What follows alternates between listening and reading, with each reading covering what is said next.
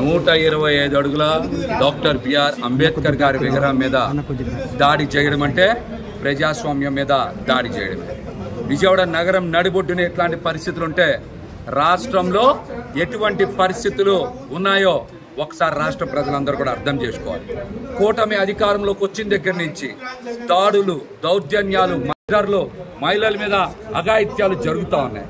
అంతకు మించి ఈ రోజున ప్రపంచమే తలెత్తుకునేలాగా జగన్మోహన్ రెడ్డి గారు అత్యంత ప్రతిష్టాత్మకంగా డాక్టర్ బిఆర్ అంబేద్కర్ గారి విగ్రహాన్ని ఇక్కడ ఏర్పాటు చేస్తే మరి అంబేద్కర్ గారి మీద కూడా మలాటలతో, సుత్తులతో, పలుగులతో దాడి చేయడం అంటే మీకు ప్రజాస్వామ్యం మీద నమ్మకం లేదు. డాక్టర్ బిఆర్ అంబేద్కర్ గారి ప్రాంతానికి వచ్చి మీరు ఇక్కడ దాడి చేశారంటే మీకు ప్రజాస్వామ్యం మీద మీకు నమ్మకం లేదు. మీరు ఆటవిక పాలన సాగిస్తున్నారని చెప్పడానికి ఇంతకన్నా నిదర్శనం ఏం కావాలి? ఈ దాడి పూర్తిగా చంద్రబాబు నాయుడు గారు, లోకేష్ గారి కనుసాగల్లోనే జరిగింది. అందుకని అధికారులందరూ కూడా సహకరించారు. కోతవేటు దూరంలోనే కమిషనర్ గారి కార్యాలయం, మరో పక్కన కలెక్టర్ గారి కార్యాలయం ఉంది, ఇంకో పక్కన గవర్నర్ గారి బంగ్లా ఉంది, ఎదురుగా హైకోర్టు జడ్జి గారి ఇల్లు ఉంది, ఇంకో పక్కన మున్సిపల్ కమిషనర్ గారి ఇల్లు కూడా ఉంది.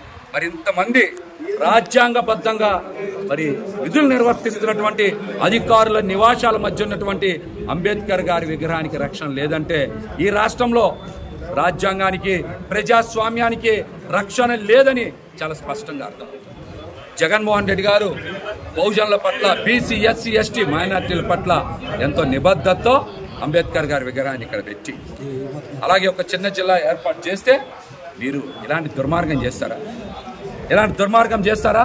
దీని మీద ఖచ్చితంగా చంద్రబాబు నాయుడు గారు రాష్ట్ర ప్రజల క్షమాపణలు చెప్పాలి.